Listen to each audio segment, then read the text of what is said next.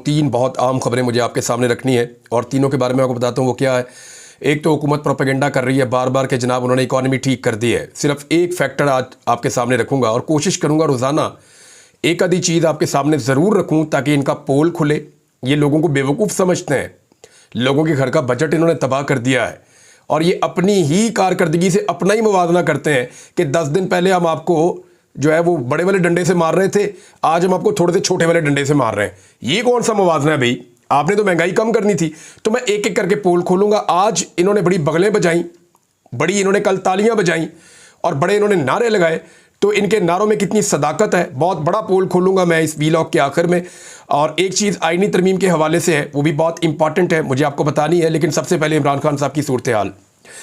इमरान खान साहब की जेल के अंदर मुलाकातें रोक दी गई हैं। 18 तारीख तक उनसे कोई नहीं मिल पाएगा, इसका बंदोबस्त किया गया है। अब 18 तारीख तक क्यों नहीं मिल पाएगा वो मैं आपको बाद में बताता हूं, नेक्स्ट स्टोरी इसके ऊपर है। लेकिन इमरान खान साहब को 18 तारीख तक मिलने से उन्होंने इनकार कर दिया जी, कोई नहीं मिल सकता। उसकी वजह यह है कि सिक्योरिटी के इश्यूज हैं और जेल के अंदर कुछ मामला है, एक्सरसाइजेज चल रही हैं। तो इमरान खान कोई माजा गामा तो नहीं है ना? ओ भाई, वो इमरान खान साबिक वज़ीर आज़म पाकिस्तान, पूरी दुनिया में उसका नाम है। दुनिया के बासर अफराद की फहरिस्त के अंदर वो आदमी कहाँ खड़ा है जाकर आप चेक कर लें। और दुनिया के कितने लोग उसको जानते हैं और उसको मिलना चाहते हैं ये भी आप जाकर चेक कर लें। उसकी क्रेडिबिलिटी आप चेक कर लें। वो एक आवाज़ देता है जेल में बैठकर और पूरा पाकिस्तान चौक हो जाता है। 4-4, 5-5 शहर एट ए टाइम बंद हो जाते हैं। वो इतना ताकतवर आदमी है पॉलिटिकली और पाकिस्तान के लोग उससे प्यार करते हैं। सबसे ज़्यादा वोट पाकिस्तान की तारीख में उसने हासिल किए हैं। तो आम आदमी थोड़ी है कि उससे आप मुलाकात बंद करवा देंगे किसी भी बहाने से। तो 18 तारीख तक के लिए इन्होंने मुलाकात बंद करवा दी है। इसमें बैरिस्टर गौहर ने उमर अयूब साहब के साथ और रऊफ हसन साहब के साथ बैठकर एक प्रेस कॉन्फ्रेंस की है और उन्होंने कहा जी पहले भी इमरान खान पे 2 हमले हो चुके हैं और इमरान खान साहब अपने मुंह से खुद कई दफ़ा कह चुके हैं कि उनकी जान को ख़तरा है और इमरान खान से हमें आज के दिन की उन्होंने वार्निंग दी है कि हर हाल में मिलाया जाए। इमरान खान आम कैदी नहीं है। हमें पहले से अंदाज़ा था कि उनके साथ क्या किया जा रहा है या क्या किया जा सकता है। इसमें मुराद सईद का एक स्टेटमेंट है, वो भी बहुत इंपॉर्टेंट है। मुराद सईद का आप स्टेटमेंट सुन लें, आपको आइडिया हो जाएगा कि मामला किस तरफ जा रहा है। मुराद सईद ने कहा कि मैंने महीनों पहले इतला दी थी कि एस्टेब्लिशमेंट नवंबर से पहले पहले इमरान खान के हवाले से अपने घिनौने मंसूबों पर अमल दरामद का इरादा रखती है। पाकिस्तान में मुकम्मल तौर पर मिस्र मॉडल को लागू किया गया है। मिस्र में जो है वो जनरल सीसी ने वहाँ पे मुर्सी को जेल में मार दिया था और जो मोहम्मद मुर्सी थे उनके बाद से लेकर फिर क्या सिचुएशन रही वो तब से अब तक वहाँ पे इक़्तिदार पे काबिज़ है। तो वो यहाँ पे वो कह रहे हैं जी मिस्र मॉडल जो है वो लागू किया जा रहा है। गुज़िश्ता दिनों लगने वाली मुलाकातों पर पाबंदी, इमरान खान की एहलिया के बाद इनकी बहनों की भोंडे केसेस में गिरफ्तारी और इनके वकील इंतज़ार पंजूथा की गुमशुदगी अगर इस खदशे को तकवीत देने के लिए नाकाफ़ी थी तो अब अडियाला से इमरान खान के हवाले से आने वाली खबरें इस बात पर मोहरे तस्दीक सब्त कर रही हैं कि इमरान खान की ज़िंदगी को शदीद ख़तरात लाहक है। ये मुराद सईद ने बताया। उन्होंने कहा कि पाकिस्तान पर काबिज़ माफिया को मुखलिसाना मशवरा है फ़ौरन से पेशतर पार्टी क़यादत और वकला को इमरान खान से मिलने दिया जाए ताकि वो इनकी खैरियत के हवाले से कौम को आगाह करें। इमरान खान और मोहम्मद मुर्सी शहीद के कद में जो फ़र्क है इसका शायद आपको इस वक्त अंदाज़ा नहीं है। इस आग से खेलने की ख्वाहिश तर्क कर दें वरना किसी के दामन में खैर नाम की खैरात नहीं रहेगी। तो मुर्सी जो था वो बेशक वहाँ का बहुत बड़ा लीडर था लेकिन इमरान खान जितना कद नहीं था। इमरान खान की पाकिस्तान में जो फॉलोइंग है वो अनप्रेसिडेंटेड है। यानी कभी भी किसी लीडर को पाकिस्तान में इतनी ज़्यादा मकबूलियत नहीं मिली जो इस वक्त इमरान खान साहब को मिली है। यानी तारीख के मुश्किल तरीन इलेक्शन लड़के वो सबसे बड़ी जमात साबित हुआ। हालांकि उसकी फार्म 47 जाली बना के इन्होंने सीटें छीनी, फिर भी इतनी सीटें छीनने के बावजूद पहले नंबर पे आज भी वो है। यानी इतनी ज्यादा सीटें थी इमरान खान के पास कि वो छीन के थक गए, लेकिन फिर भी वो सबसे बड़ी जमात है। अब भी पार्लियामेंट में सबसे आगे वही है। इमरान खान की बहन ने भी एक स्टेटमेंट दिया है और ये बात बताई थी अलीमा खान साहिबा ने और उन्होंने बड़ा क्लियरली ये स्टेटमेंट पहले दिया था। उन्होंने कहा था कि इमरान खान ने बताया कि ये मुझे मारना चाहते हैं और ये फैसला 1 माह पहले हुआ था और वो ये भी कहते रहे इमरान खान कि मुझे मुर्सी की तरह मारना चाहते हैं। ये अलीमा खान साहिबा ने पहले बता रखा है। उन्होंने ये स्टेटमेंट दे दिया था इमरान खान साहब के हवाले से। बहरहाल इस वक्त जो इमरान खान साहब की सूरत हाल है, जेल में उनको कोई मिलने नहीं दे रहा, और ये चीज़ें रिपोर्ट की जा रही हैं कि शायद उनकी बिजली बंद है, कोई कह रहा है कि जी उनको खाना ठीक नहीं मिल रहा, कोई कह रहा है जी उनको बुरे हालात में रखा गया है, कोई कह रहा है जी उनको बाहर निकलने की इजाज़त जो सांस लेने की थी, चलने की, वो भी उनकी मना कर दी गई है। तो इमरान खान साहब को कह रहे हैं जी बहुत ज़्यादा तंग किया जा रहा है। अच्छा, ये किया क्यों जा रहा है, अब ज़रा आप इस तरफ आ जाएं ताकि आपको चीज़ें समझ आ जाएं। इमरान खान साहब का इस वक्त अपनी पार्टी के लोगों से मिलना बहुत ज़रूरी है, या उनका पैगाम बाहर आना बहुत ज़रूरी है, क्योंकि इमरान खान को यह पता है कि उनकी लाइफ के लिए और उनकी सियासत के लिए ये डेथ वारंट है अगर आईनी तरमीम हो जाती है तो। उन्होंने इसीलिए कहा था कि डू और डाई, यानी ये मेरे लिए मरो या मारने का मुकाम है, आर या पार जिसको कहते हैं आप उर्दू में। तो इमरान खान साहब ने कहा था ये आर या पार वाला मामला है, आईनी तरमीम वाला। देखिए, अगर आईनी तरमीम कर लेती है हुकूमत तो फिर उनके हालात बहुत बेहतर हो जाएंगे और पाकिस्तान तहरीक इंसाफ फिर छुट्टियों पे चले जाएं, एंजॉय करें। फिर उसके बाद कोई बहुत बड़ी अवामी तहरीक चली तो चली, वरना कोई फ़ायदा नहीं है। और अगर पाकिस्तान तहरीक इंसाफ इस आईनी तरमीम को नाकाम बना देती है तो फिर ये हुकूमत जो मर्जी कर ले, इसको फिर घर जाना पड़ेगा। अब ये दोनों के सर्वाइवल का मामला है। आईनी तरमीम के नंबर हुकूमत के पास पूरे नहीं है, नंबर पूरे करने के लिए इस वक्त भी कोशिश हो रही है। अच्छा, इस वक्त जो सबसे ज़्यादा काम करना है, देखें, इमरान खान साहब को मिलने नहीं दिया जा रहा तो उनकी पार्टी कर क्या रही है, स्टेटमेंट सिर्फ, बस। पाकिस्तान की सबसे बड़ी पॉलिटिकल पार्टी का लीडर है, पाकिस्तान का सबसे मकबूल रहनुमा है, और उनकी बहन कह रही हैं, उनके जानने वाले कह रहे हैं, बहुत सारे सोर्सेज बता रहे हैं, और खुद उनकी पार्टी कह रही है जी कि उनकी जान खतरे में है। लेकिन इसके बावजूद कोई शख्स कोई एक्शन लेने को तैयार नहीं है। यानी गंडापुर साहब मिले वजीर दाखिला को, उनकी मदद भी की जरगे के मामले में, फिर स्पेशली गए उनको मिलने के लिए और वहां पे मामला तय किए। ये बड़ी अच्छी बात है, गंडापुर साहब ने लीड दी इस मामले में कि ठीक है जी, आप आए, हम बैठ के मसला हल करते हैं, आप हमारे बंदों को मारे ना, गोली ना चलाएं। 4 बंदे जो हैं वो जाँ बहक हो गए हैं, रोके इस सिलसिले को। तो पाकिस्तान तहरीक इंसाफ का भी प्रेशर बहुत था गंडापुर पे, और उसके बाद जो है गंडापुर साहब ने ये मीटिंग की, मैंडेट लिया, फिर गए जाके उनसे मीटिंग की और मामला तय किया। अब वहां पे जो है वो पश्तून कौमी जरगा होगा, और हुकूमत ने अपनी चीज़ें रख दी है कि ये चीज़ें हैं, इनके मुताबिक आप इसको कर लें। उस पर हम कल बात करेंगे जैसे जैसे वो मामला आगे बढ़ेगा। लेकिन क्या पाकिस्तान तहरीक इंसाफ की क़यादत कोई अमली तौर पे इकदाम कर रही है, कोई कदम उठा रही है इमरान खान साहब की जबरी तौर पे जो उनको बिल्कुल तनहा कर दिया गया है, इस मामले में पाकिस्तान तहरीक इंसाफ कोई कदम उठा रही है? तो जवाब है नहीं उठा रही। देखें यार, रिस्पॉन्सिबिलिटी सबसे ज़्यादा अली अमीन गंडापुर साहब की बनती है। वो इसलिए बनती है कि गंडापुर साहब लोगों को लेकर गए थे इस्लामाबाद में चीज़ें मिसमैनेज हो गई, और उनके लिए लोग गंडापुर साहब को भी रिस्पॉन्सिबल समझते हैं कि ना वो अपने लोगों से दूर जाते, ना वो अपने काफिले को तनहा छोड़ते, और ना ये सिचुएशन बनती। अब तो मोहसिन नकवी खुलकर दावा कर रहे हैं और सामने आकर दावा कर रहे हैं खैबर पख्तूनख्वा की गवर्नमेंट के सामने खड़े होकर कि जनाब ये तो कभी डी चौक आए ही नहीं, और ये वहाँ के रिपोर्टर भी कहते हैं डी चौक नहीं आए, ये दूसरी तरफ से गए थे। तो डी चौक गंडापुर साहब वो कहते हैं जी पहुंचे नहीं।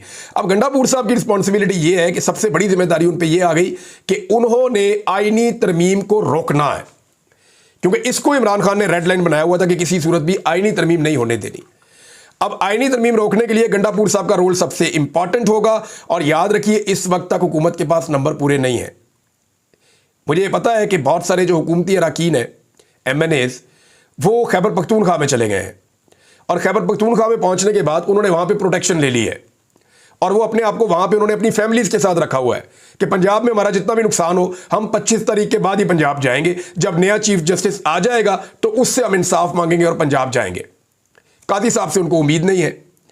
अब बेशतर लोग तो खैबर पख्तूनख्वा पहुंच गए, तो रिस्पॉन्सिबिलिटी किसकी है? फिर खैबर पख्तूनख्वा की गवर्नमेंट की है कि उनको यहां पे प्रोटेक्शन दी जाए। चंद लोग जो पंजाब में मौजूद हैं, उनमें एक दो के बारे में मैं आपको बता देता हूं। रात को उनके बारे में मेरे पास इत्तला आई कि उनके घरों को घेरा गया है, और नामालूम अफराद जो हैं वो उनके घरों के आसपास पहरा दे रहे हैं कि अगर ये लोग निकल कर कहीं जाने की कोशिश करते हैं तो इनको उठा लिया जाएगा, और अगर ये अपने घर पे ही रहते हैं तो फिर इनको उठाया जाएगा आखिरी टाइम पे, यानी जब बिल्कुल करीब आ जाएगी आईनी तरमीम, तब इनको उठा के मजबूर किया जाएगा कि आईनी तरमीम के हक में वोट डालो। अब अगर लोगों को पहुंचा भी दिया गया ना, तो एक तो रेट बहुत बढ़ गया है। रेट बढ़ते बढ़ते, यानी मैं एक वीलॉग करता हूं तो अगले वीलॉग में जो रिपोर्ट आती है वो उससे भी बढ़ के आती है। पता चल रहा है कि रेट जो है वो तारीखी नौयत का हो गया, और अब तो कुछ एमएनए ये क्लेम कर रहे हैं कि 80 करोड़ से 100 करोड़ तक दिया जा रहा है एक एमएनए को और एक सेनेटर को कि जनाब आप टूट जाए और आकर आप आईनी तरमीम के हक में वोट डाल दें। तो हुकूमत की जो इस पर नई हिकमत अमली है वो मैं आपके साथ बता देता हूँ। एक तो आवाम में कुछ बददिली भी है, बेचैनी भी है, और वो इसीलिए है कि जो कुछ भी इस्लामाबाद में डी चौक में हुआ और जो अली अमीन गंडापुर साहब के साथ 1 महीने में 2 मरतबा हुआ और उन्होंने 2 मरतबा पर्दा डाल दिया, जो कुछ भी उनके साथ हुआ, तो ऐसी सूरत में कारकुनों के अंदर एक बददिली और बेचैनी तो है। लेकिन आज बहुत बड़ा इम्तिहान भी है पाकिस्तान तहरीक इंसाफ का कि क्या पाकिस्तान तहरीक इंसाफ साहिवाल में और मुल्तान में बड़ा एहतजाज कर पाएगी। इन दोनों डिवीजन्स के अंदर जो पाकिस्तान तहरीक इंसाफ है उन्होंने अनाउंसमेंट की हुई है कि एहतजाज करना है। अब ये दोनों डिवीजन में एक एक मुबैना लोटा मैं इसलिए कह रहा हूं कि उन्होंने अभी तक कोई स्टेटमेंट नहीं दिया, लेकिन उनकी पार्टी ये कह रही है कि 2 बंदे हमसे निकल गए हुए ये वाले, 3 बंदे हैं टोटल, लेकिन 2 ये वाले हैं। इनमें एक ज़हूर कुरैशी साहब है जो शाह महमूद कुरैशी साहब के रिश्तेदार भी हैं, और उनके बारे में पार्टी कह रही है जी हमारा रब्ता नहीं होता उनसे और वो काबू नहीं आ रहे। और दूसरे जो है वो उस्मान चौधरी साहब है जो पहली मरतबा एमएनए बने और साहिवाल से वो है। तो इन दोनों जगह पे एहतजाज हो रहा है, तो काफ़ी प्रेशर पब्लिक का आएगा और हो सकता है इन दोनों में से कोई पब्लिक के साथ खड़ा हो जाए और वो ये कहे कि नहीं जी मैं इमरान खान के साथ खड़ा हूं और मुझे आइंदा भी इलेक्शन लड़ाएं, आइंदा भी इलेक्शन जिताएं। क्योंकि देखें उस्मान चौधरी को तो ये कहा गया कि अगली दफ़ा तो पीटीआई ने तुम्हें टिकट देना ही नहीं है और तुम्हारे चचा को टिकट मिलेगा, तो इसलिए तुम एक ही दफ़ा एमएनए बने हो, तो जो तुमने कमाना है जो तुमने करना है वो कर लो। हालांकि वो ठीक ठाक मालदार आदमी है, लेकिन मुझे नहीं समझ आ रही कि अभी तक वो पाकिस्तान तहरीक इंसाफ को किस बात पे चक्कर लगवा रहे हैं। लेकिन ये रिस्पॉन्सिबिलिटी जो सारी की सारी होगी ना, एक तो आज के दिन का एहतजाज तय करेगा कि पब्लिक कहाँ खड़ी है और कितने ज़ोरदार तरीके से निकलती है, और क्या लोगों को जो मायूसी की बातें हो रही थी उनसे मायूसी हुई है या आज भी वो निकलते हैं। दूसरा, इमरान खान साहब की सेहत के हवाले से जो तशवीशनाक खबरें पाकिस्तान तहरीक इंसाफ बता रही है, इसमें लोगों में भी एक बेचैनी पैदा हो रही है, तो उसके रद्देअमल के तौर पे भी लोग निकल सकते हैं, बाहर आ सकते हैं। एक आदमी जो कोशिश कर रहा था कि इमरान खान साहब से मुलाकात हो जाए, उनका नाम था इंतज़ार हुसैन पंजू था, और वो आदमी पूरा जोर लगाकर कोशिश कर रहा था। मेरी उनके अगवा होने से एक दिन पहले बात हुई और वो ज़्यादा टाइम यही बात करते रहे कि इमरान खान को मिलेंगे तो समझ आएगी, इमरान खान को मिलेंगे तो वो बताएंगे। जो इससे पहले उन्होंने बताया था मैंने कैटेगोरिकली अपनी पार्टी को बता दिया था, लेकिन हम इमरान खान साहब से मिलने का वेट कर रहे हैं, और वो पूरी कोशिश कर रहे थे, तो उन्हें अगवा कर दिया गया। अब वो लापता है जबरी तौर पर, उनका पता ही कोई नहीं है। पुलिस ने अपनी मुद्दत में मुकदमा दर्ज कर लिया है और वकला जो है वो हाथ पे हाथ रख कर बैठे हुए हैं, एक के बाद एक वकील उठाया जाता है और वकला इसके ऊपर तवज्जो ही नहीं देते। अच्छा, ये जो है ना वकील अपनी ताकत को कम कर रहे हैं, अपनी कमज़ोरी जो है उसको मैदान में रख रहे हैं कि जो मर्जी आए उनके साथ जो मर्जी करे। क्योंकि अभी एक ख़ास जमात के वकला को मार पड़ रही है, कल दूसरी जमात के पड़ेगी, परसों तीसरी सोच वालों को पड़ेगी, तो इस तरह ही अकेले अकेले होकर मार खाएंगे। गंडापुर की जिम्मेदारी बहुत बढ़ जाती है क्योंकि ये सारा मलबा उन पर पड़ता है और उन्हें अब इस सारी सूरत हाल में फ्रंट फुट पे आना पड़ेगा। उन्होंने ये स्टेटमेंट दिया था गंडापुर ने कि जनाब मैं दोबारा आऊँगा और मैं फिर आऊँगा, तो आइन के ऊपर हमला रोकना है और अदलिया के ऊपर अटैक रोकना है, अदलिया को इनके कंट्रोल में नहीं जाने देना। तो ये 2 चीज़ें करने के लिए गंडापुर साहब को शायद अगर इमरान खान साहब से मुलाकात नहीं भी होती तो दोबारा डी चौक इस्लामाबाद जाना पड़ेगा आइनी तरमीम को रोकने के लिए।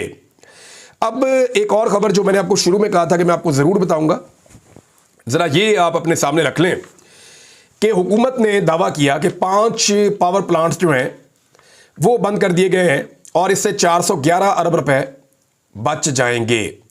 तो जनाब ये चिट्टा झूठ है।